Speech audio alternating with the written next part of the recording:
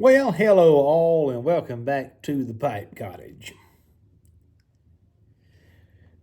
I have been very, very busy the past couple of weeks. Been traveling, giving talks in various places, and really enjoying myself. I went up to Philadelphia, Pennsylvania to the Chesterton Society meeting, and man, I really, really enjoyed the time I had there. And I was in Steubenville, Ohio, visiting with some good friends of mine.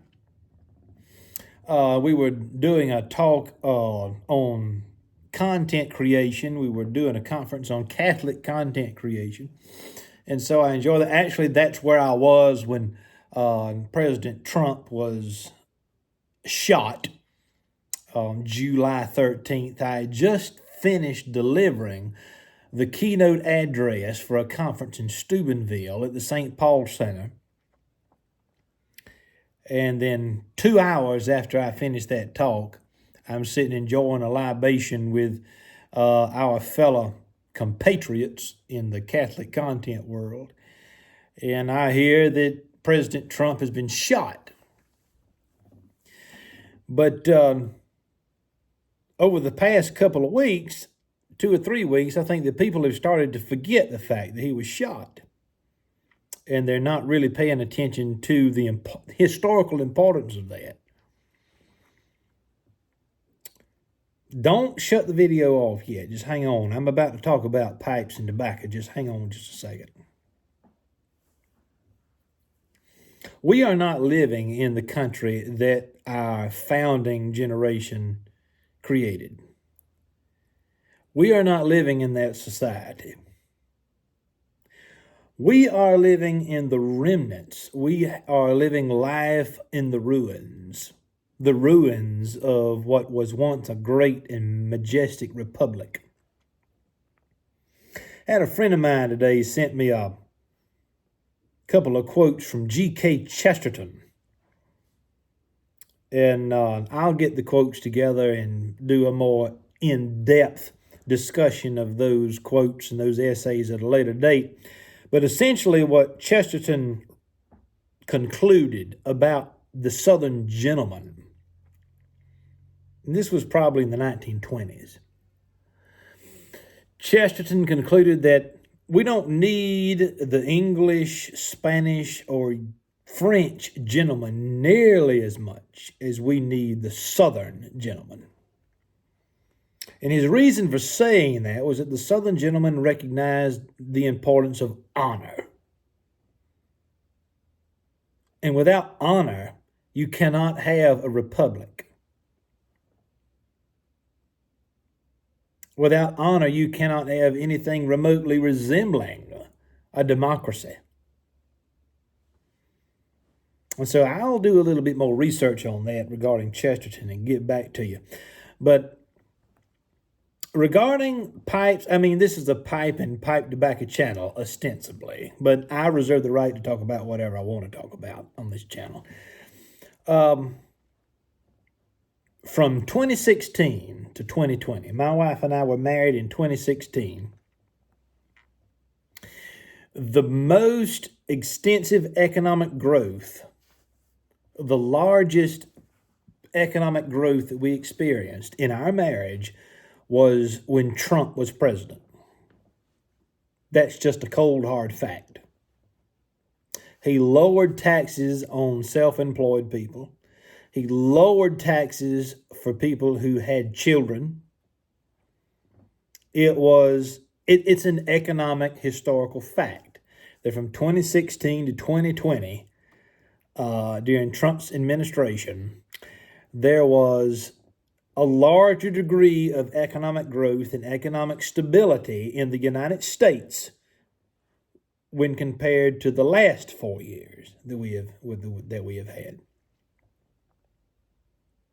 Now, I usually am not in the habit of talking about politics on the Pipe Cottage channel, but folks, I think we are at the point now where we have to talk about it. We have to talk about it. Well, maybe that's not true. Maybe I have been talking about politics for quite some time, just not directly.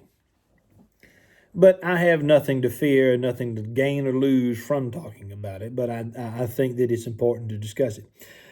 If the Democrats win the 2024 election, it will be the most radical leftist ticket that we have seen in American history. Hands down. And I'm telling you that as a person who has a PhD in American history, who has studied American history for the past 20 years on a very scholarly level.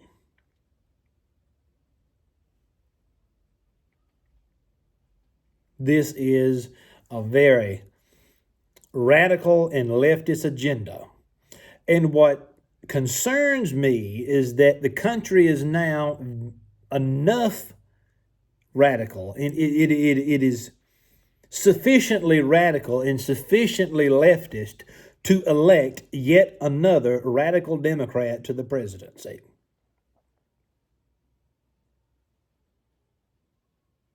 What does that mean for people who have small businesses, who are trying to work their best to put food on their family's table, to put a roof over their family's head? It means, first of all, that taxes are going to increase, that the price of living is going to increase even beyond what it is now.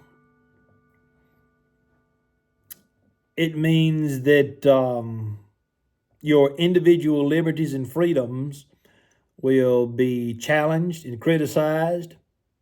You will be subject to woke ideology in a way that you've never been exposed to it before. Income tax should never have been allowed in this country. Property tax should never have been allowed in this country. The price of tobacco is as high as it is because of government tax, because the government thinks that it knows best what to do with your health and with your concern. We live in what's called the Nanny State. We have a massive amount of people in the United States, and people in countries across Western civilization, that believe if the government says that this is wrong, then that's what I need to believe. The government wants you to believe that smoking tobacco is an evil activity. The government wants you to believe that drinking bourbon is an evil activity. And the government seeks to tax these pleasantries, to tax these wonderful things out of existence. The United Kingdom is coming close to a point where they are going to make it almost impossible for anybody born right now, for anybody born today, to ever enjoy good whiskey or good pipe tobacco in the future. I'm not talking about cigarettes. I'm not talking about corporate industrial tobacco use. I'm talking about premium tobacco. I don't know enough about cigarettes and industrial tobacco to speak on those topics. But what I can speak about is premium tobacco use, pipes and cigars. If the price of these items continue to increase, it is not simply because of inflation. It is because of increased taxing requirements that are being placed upon the companies that produce this tobacco for us. I mean, the tobacco industry in America is almost 100, it probably is 100% regulated by the U.S. government. I've personally known tobacco farmers who sold out to corporations, to government entities 15, 20 years ago, just because they were willing to follow a dollar, willing to sell out. Well, who can blame them? Who can blame them? If the government's going to continue to regulate how you grow tobacco, tax tobacco production and tobacco sales to the point where it becomes nothing more than a luxury for the elite. That's not compatible. That's not compatible. This country was founded upon several principles. One of those principles was the problem of taxation without representation. That was one of the problems. After the French and Indian War ended in 1763, the English crown decided that because this war was fought not only in Europe but also in North America, North Americans, colonists, 13 colonies as you might be more familiar with, the 13 colonies were required to pay more taxes than they had ever been required to pay previously in order to help pay for the cost of the war. Now, from the British perspective, I can see their point. But from the American perspective, you have to realize that for at least 100 years prior to 1763, the North American colonies had been allowed to govern themselves. And perhaps one of the greatest periods of modern American history where we have a people who are in fact living a self-governing lifestyle, that period exists in the 18th century prior to the American Revolution. Prior to the American Revolution. And so our ancestors, well, I say our in the sense that, you are American and have American ancestry that extends back to the 18th century. Our ancestors grew impatient with a foreign government telling them that they had to relinquish a significant portion of their household income to pay for taxes on items that they needed for everyday use. So if our ancestors were sufficiently pissed off at a government that existed 3,000 miles away in the 1770s, they were sufficiently pissed off at being taxed on tea, on stamps, on common everyday items that they needed for their livelihood. How much more should we be pissed off at the 2024 United States government, which is only a few miles away from many people, a mere hundreds of miles away from most people? How much more should we be pissed off at Washington for taxing our livelihood, our income? We should also be angry at the individual local governments and state governments for requiring us to pay taxes on land that we paid for, on automobiles and properties that we paid for, on tobacco that we paid for.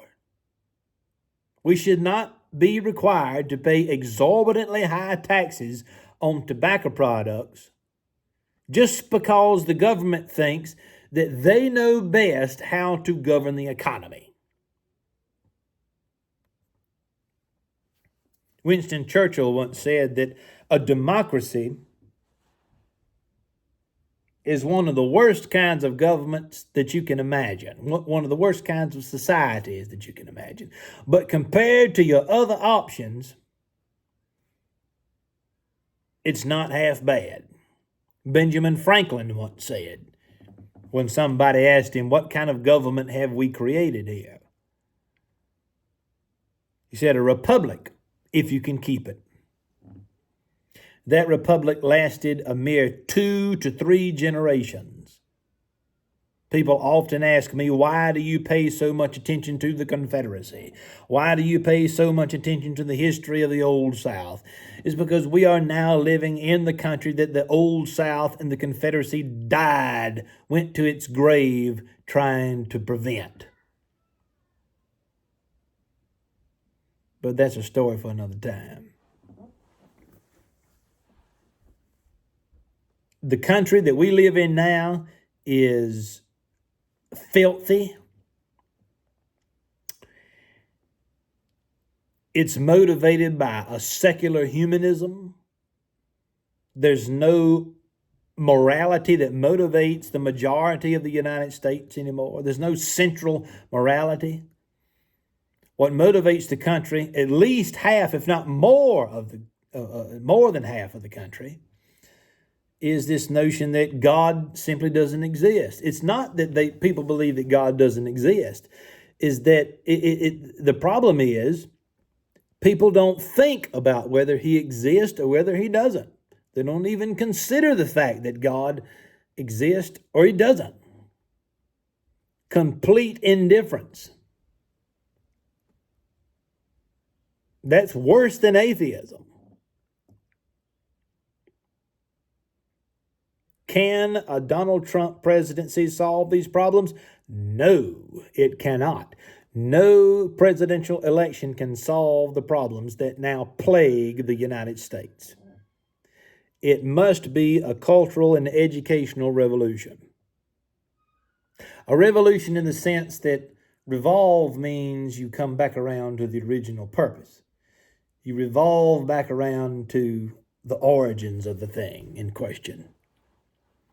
So if we can reach a point where we rediscover and recover the origins of the United States, the origins of American society, we go back to the 18th century, even to the 19th century, even to the Confederacy, then maybe we can have a chance to recover and restore some type of civilization in North America. Otherwise, people will continue to appreciate modern pop music at the same level that they appreciate Shakespeare, which is no appreciation at all.